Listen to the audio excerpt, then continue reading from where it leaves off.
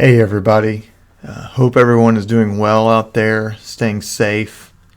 Hope everybody is finding ways to take care of themselves and love their neighbor. I just want to offer today a word of encouragement, and I want to begin by reading from Colossians chapter 3, which is one of the lectionary readings for this Sunday, Easter Sunday. So if you have been raised with Christ, seek the things that are above, where Christ is, seated at the right hand of God. Set your mind on things that are above, not on things that are on earth.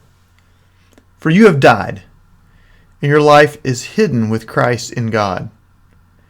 When Christ, who is your life, is revealed, then you also will be revealed with him in glory. It's a beautiful verse from Colossians written by the Apostle Paul. But there is great danger in this verse. As beautiful it is, as wonderful as these words are, there is danger here. And the danger is this verse can sometimes make us believe that all that matters in the world is heaven, the great beyond, the sweet by and by.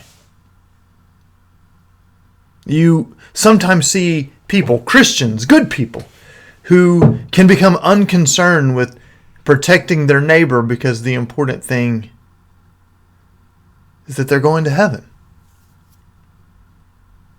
You see this sometimes when people, Christians, talk about the environment, or they seem unconcerned with what is happening to our earth because, well, we're not going to stay here long. We're going to go live above. The danger is we can get to a place where we can believe that thinking about or dreaming about or focusing on things above means getting beyond this life. Thinking outside this realm. And that can be dangerous. Because that's not what actually God is calling us to do here. You see, because there is also great beauty in this verse. This beauty comes from the fact that the verse makes it clear we can rise above. We can move beyond the selfish and self-centered life. Wealth and gain and winning don't have to be what life is all about. You see, verses like this aren't encouraging us to ignore this world, to not care about what happens here, to pretend that the only thing that matters is the great by and by. Because above isn't a place. Now, in the verse it says, set your mind on things above, not on things that are on earth. But above isn't a realm, isn't a place. It's not like Jesus is up there. Right? The heaven is up above our heads and we're down here on earth. That's not what this verse is talking about. The kingdom of heaven isn't a realm that is above and beyond. As Jesus often said, the kingdom of heaven is around us.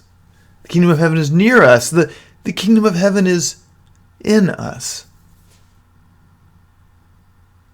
Now, verses like this aren't talking about things that are above and beyond. It is that verses like this are encouraging us to rise above where we are. Our selfishness, our tribalism, our desires to win and get the most stuff, our penchant for hurting others to get what we want. And instead, focus on the virtuous life.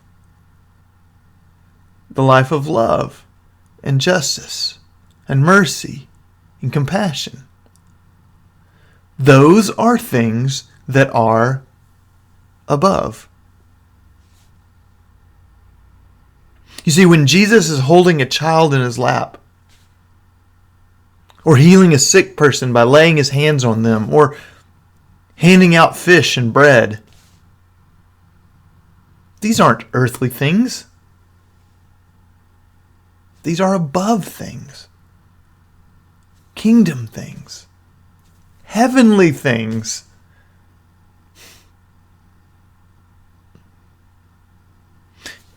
There's a quote from the book, Living the Questions. I want to read it to you. It says, "The secret to practicing resurrection is in giving away who we are and what we have, completely and wholly, to something greater than ourselves. It's in escaping from the circumstances and choices that entomb us and entering into new life here and now. In life and in death, Jesus modeled this generosity and transformation for followers then and now. As we embrace resurrection as a credible and meaningful principle for living, we, like Jesus, may become more than anyone around us or even we ourselves could have imagined."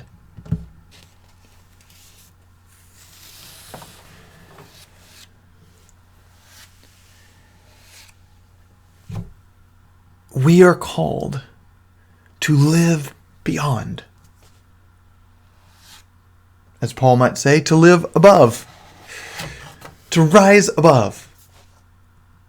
To not settle for the way things just are, but to constantly move towards that place of love and justice and compassion where we are becoming something beyond who we are.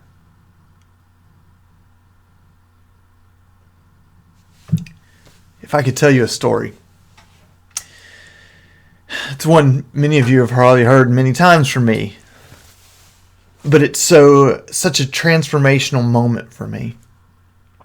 When I was 17, I went to Haiti for part of the summer, and I went with mostly a bunch of strangers, people I'd never met from a church in Houston, hours away from where I lived, and I met them, and that day hopped on a plane and flew to Haiti, and it was quite an experience. It was my first time to be in a place like this. I was with all these people I didn't know, and we were trying to do good and help people, and it was a wonderful, fantastic time. But after we'd been there a while,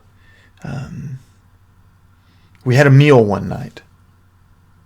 And for the first time in like the week and a half we had been there, we were served meat, beef. All of us had been experiencing different kinds of stomach troubles from being there, but that night, only a few of us were willing to really go for the meat. I was a growing boy, 17. I was missing the meat, and so I ate a lot of it. And the next day, I paid the price.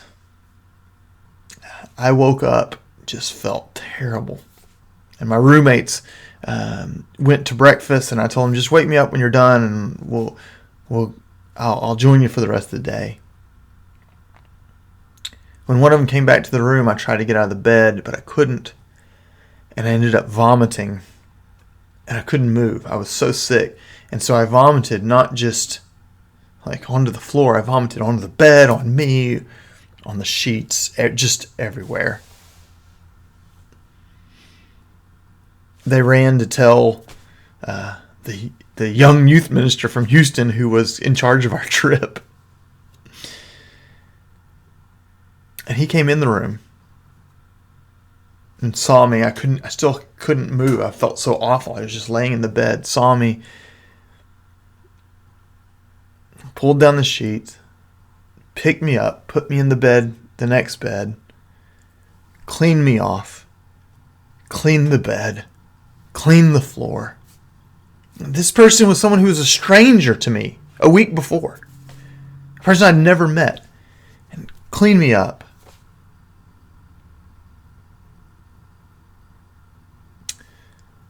And then, not long after he was done, it happened again. I threw up. I couldn't move. I threw up all over myself in the bed again. And he came in.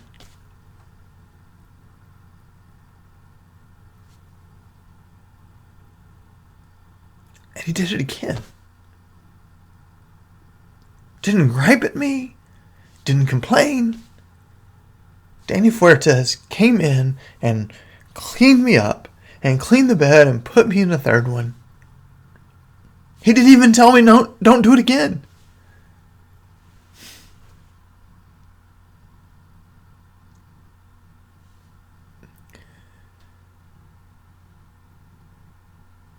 Nothing might seem more earthy, more right here where we live, than cleaning up some basically stranger's vomit off of their body in their bed and picking them up and moving them into another bed.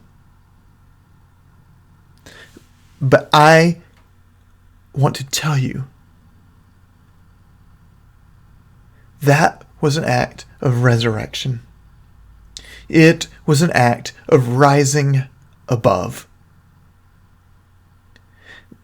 In that moment, his mind wasn't on earthly things, but on things above. Not heaven and the great beyond, but love and compassion and mercy. It is what is required of all of us if we are to rise above.